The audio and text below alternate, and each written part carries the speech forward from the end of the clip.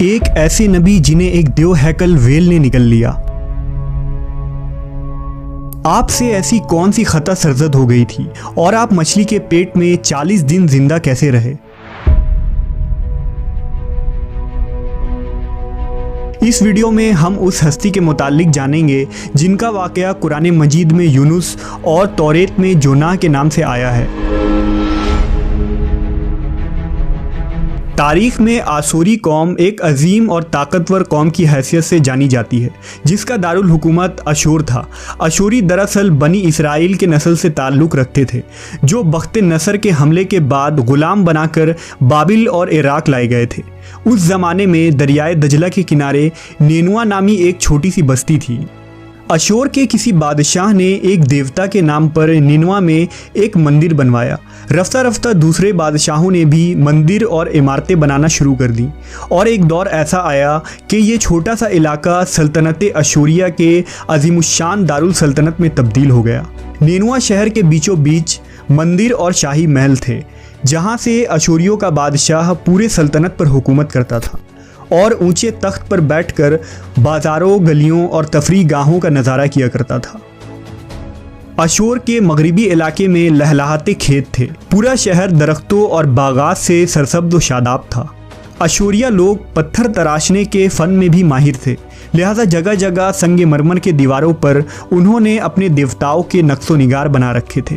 مختصر یہ کہ نینوا تہذیب و تمدن کے لحاظ سے انتہائی ترقی یافتہ شہر تھا۔ اشودر دیوتا ان کا سب سے بڑا دیوتا تھا۔ نیز یہ لوگ بادشاہ کو بھی خدا کا درجہ دیا کرتے تھے۔ یہ لوگ بت پرستی اور کفر و شرک میں مبتلا تھے۔ اس وقت نینوا کی آبادی 1 لاکھ سے زیادہ تھی اور یہ 700 قبل مسیح کا زمانہ تھا۔ اللہ نے اس زمانے میں اس قوم کی ہدایت کے لیے حضرت یونس علیہ السلام کو بھیجا۔ حضرت یونس کا پورا نام یونس ابن متا تھا۔ آپ حضرت ہود علیہ السلام کی اولاد میں سے تھے، جبکہ بعض مفسرین نے لکھا ہے کہ یونس علیہ السلام کا تعلق بنی اسرائیل سے تھا۔ آپ حضرت یوسف کے چھوٹے بھائی بن یامین کے بیٹے تھے۔ جب آپ کو نبوت ملی اس وقت آپ کی عمر 28 سال تھی۔ آپ پر ایک صحیفہ بھی نازل ہوا جو توریت میں یونہ کے نام سے موجود ہے۔ حضرت یونس سب سے پہلے اشوری بادشاہ کے پاس گئے اور اسے پیغام حق سنایا۔ اسے خدائی کے جھوٹے دعوے سے توبہ کرنے کا حکم دیا اور ایک اللہ کی عبادت کی طرف بلایا۔ یونس علیہ السلام نے اس سے ان اسرائیلی قیدیوں کو آزاد کرنے کا بھی حکم دیا جسے اس نے قید کر رکھا تھا۔ نینوا کا بادشاہ آپ کی باتیں سن کر غضبناک ہو گیا اور آپ کی جان کا دشمن بن گیا، لہٰذا آپ علیہ السلام نینوا کے عوام کے پاس گئے اور انہیں توحید کی دعوت دی۔ انہیں شرک و بت پرستی اور دوسری برائیوں سے توبہ کرنے کو کہا، مگر اہل نینوا نے ایمان لانے سے انکار کر دیا اور اللہ کے رسول کو جھٹلا دیا۔ یونس علیہ السلام مسلسل اس کوشش میں رہے کہ ان کی قوم کے لوگ راہ راست پر آ جائیں۔ آپ نے انہیں بہت سمجھایا اور دعوت کے کام کو جاری رکھا۔ دیکھتے دیکھتے 40 سال کا عرصہ گزر گیا، لیکن یہ قوم حضرت یونس کا انکار کرتی رہی اور شرک پر ڈٹے رہے۔ نیز حضرت یونس کو دھمکیاں بھی دی گئیں کہ اگر آپ نے اشودر دیوتا کے خلاف کچھ کہا تو وہ آپ کو قتل کر دیں گے۔ آخر کار حضرت یونس اپنے قوم سے مایوس ہو گئے۔ جب ان کی سرکشی اور نافرمانی انتہا کو پہنچ گئی تو اللہ نے حضرت یونس کو حکم دیا کہ لوگوں کو آگاہ کر دو کہ 3 دن کے اندر ان پر عذاب آنے والا ہے۔ لہٰذا آپ نے اہل نینوا کے سامنے اعلان کیا کہ اگر تم نے 3 دنوں کے اندر بت پرستی اور شرک سے توبہ نہ کی تو تم پر اللہ کا قہر نازل ہوگا اور پورا شہر تباہ و برباد ہو جائے گا۔ لوگوں نے آپ کا مذاق اڑایا اور جواب میں کہا، ہم تمہارے رب کی طرف سے عذاب کے منتظر رہیں گے۔ آپ کی قوم نے آپس میں مشورہ کیا تو اس بات پر سب کا اتفاق ہوا کہ یونس کو کبھی جھوٹ بولتے نہیں دیکھا گیا، لہٰذا ان کی بات نظر انداز نہیں کرنی چاہیے۔ مشورے میں یہ بھی طے ہوا کہ دیکھا جائے کہ اگر یونس علیہ السلام رات بستی کے اندر اپنے گھر میں مقیم رہتے ہیں تو سمجھ لو کہ کچھ نہیں ہوگا، اور اگر وہ یہاں سے کہیں اور چلے جاتے ہیں تو یقین کر لو کہ صبح عذاب ضرور آئے گا۔ حضرت یونس علیہ السلام رات کو اس بستی سے نکل گئے۔ صبح ہوئی تو عذاب الہی کا ایک سیاہ دھواں بادل کی شکل میں بستی والوں کے سروں پر منڈلانے لگا۔ جب وہ ان کے قریب ہونے لگا تو ان لوگوں کو یقین ہو گیا کہ اب وہ سب ہلاک ہونے والے ہیں۔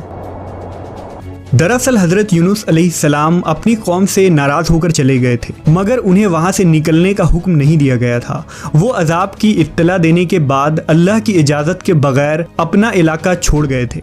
आसार अजाब देखकर जब अशूरियों ने तौबा व इस्तिग़फ़ार की तो अल्लाह ने उन्हें माफ़ कर दिया। अल्लाह ताला किसी कौम को उस वक्त तक अजाब नहीं देता जब तक वो अपनी हुज्जत पूरी नहीं कर लेता। बस जब यूनुस अलैहिस्सलाम ने उस कौम में मुहलत के आखिरी लम्हे तक नसीहत का सिलसिला जारी नहीं रखा और अल्लाह के मुकर्रर करदा वक्त से पहले वो खुद ही हिजरत कर गए, तो अल्लाह के इंसाफ ने उस कौम को अजाब देना गवारा न किया और उन्हें माफ़ कर दिया गया। जब हज़रत यूनुस अलैहिस्सलाम फरात के किनारे पहुँचे तो एक कश्ती को मुसाफिरों से भरा हुआ पाया। हज़रत यूनुस कश्ती में सवार हो गए और कश्ती ने लंगर उठाया। पूरे दिन में कश्ती समुंदर में सुकून से चलती रही। अचानक ऊंची ऊंची लहरें उठने लगी।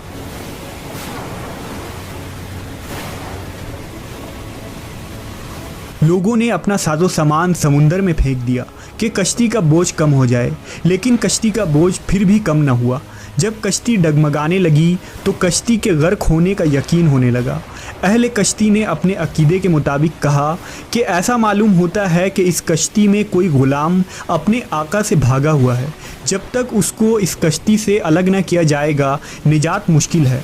यूनुस अलैहिस्सलाम ने सुना तो उनको तंबीह हुआ कि अल्लाह को मेरा निनवा से वही का इंतज़ार किए बगैर इस तरह चले आना पसंद ना आया और ये मेरी आजमाइश के आसार हैं। ये सोचकर उन्होंने अहले कश्ती से फरमाया कि मैं ही वो ग़ुलाम हूँ जो अपने आका से भागा हुआ हूँ।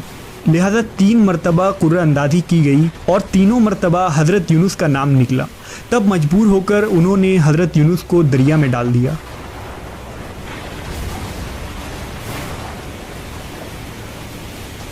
उस वक्त अल्लाह ने एक बड़ी मछली को हुक्म दिया कि उन्हें निगल लो, ये तुम्हारी गज़ा नहीं है, इसलिए उनके जिस्म पर कोई तकलीफ़ नहीं होनी चाहिए। मछली ने हज़रत यूनुस को अपने पेट में निगल लिया। यूनुस अलैहिस्सलाम ने जब मछली के पेट में खुद को ज़िंदा पाया तो बारगाह इलाही में अपनी निदामत का इजहार किया कि मैं वही इलाही का इंतज़ार किए बगैर और अल्लाह से इजाज़त लिए बगैर उम्मत से नाराज़ होकर निनवा से निकल आया। हज़रत यूनुस ने मछली के पेट में अल्लाह को पुकारा। उन पर 3 अंधेरे इकट्ठे हो गए थे, रात का अंधेरा, मछली के पेट का अंधेरा और समुंदर का अंधेरा। आपने उन अंधेरों में ये कलमात कहे, अल्लाह तेरे सिवा कोई माबूद नहीं, तू यकता है, मैं तेरी पाकी बयान करता हूँ, बेशक मैं अपने नफ्स पर खुद ही जुल्म करने वाला हूँ। रिवायतों के मुताबिक अगर हज़रत यूनुस ये तस्बीह ना कहते तो क़यामत तक मछली के पेट में रहते। रसूल अल्लाह सल्लल्लाहु अलैहि वसल्लम ने फरमाया कि जब यूनुस ने ये दुआ की तो ये कलमात अर्श के गिर्द घूमने लगी। फरिश्ते कहने लगे कि ये बहुत दूर दराज जगह से आवाज़ आ रही है, लेकिन कान उससे पहले इससे आशना ज़रूर हैं और आवाज़ बहुत ही कमज़ोर है। अल्लाह ने हज़रत यूनुस की दर्द भरी आवाज़ को सुना तो फरमाया, क्या तुम इस आवाज़ को नहीं पहचानते? उन्होंने कहा नहीं। फरमाया, ये मेरे बंदे यूनुस की आवाज़ है। फरिश्ते ने कहा, ये वही यूनुस है जिसकी पाक अमल कबूल शुदा हर रोज़ तेरी तरफ चढ़ते थे। ए अल्लाह, मुसीबत के वक्त उस पर रहम कर।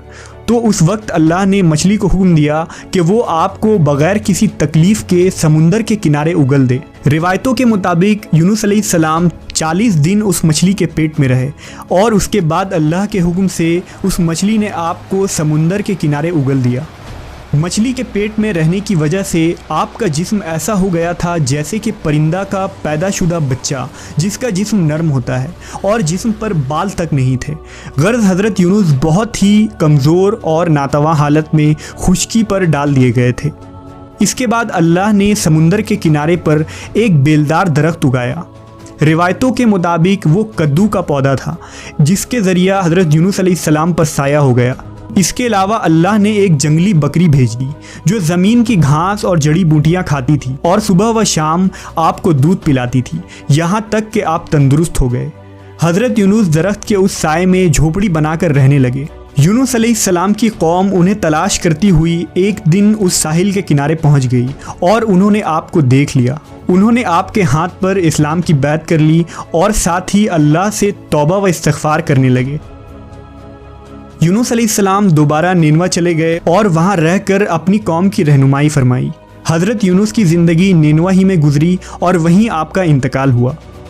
اس قصے سے ہمیں یہ سبق ملتا ہے کہ کسی بھی حال میں اللہ کی رحمت سے مایوس نہیں ہونا چاہیے اور نہ ہی ہدایت کے معاملے میں اپنی ذات پر بھروسہ کرنا چاہیے۔ ہدایت تو بس اللہ ہی کی طرف سے ہے، ہمارے ذمے بس پیغام حق پہنچانا ہے۔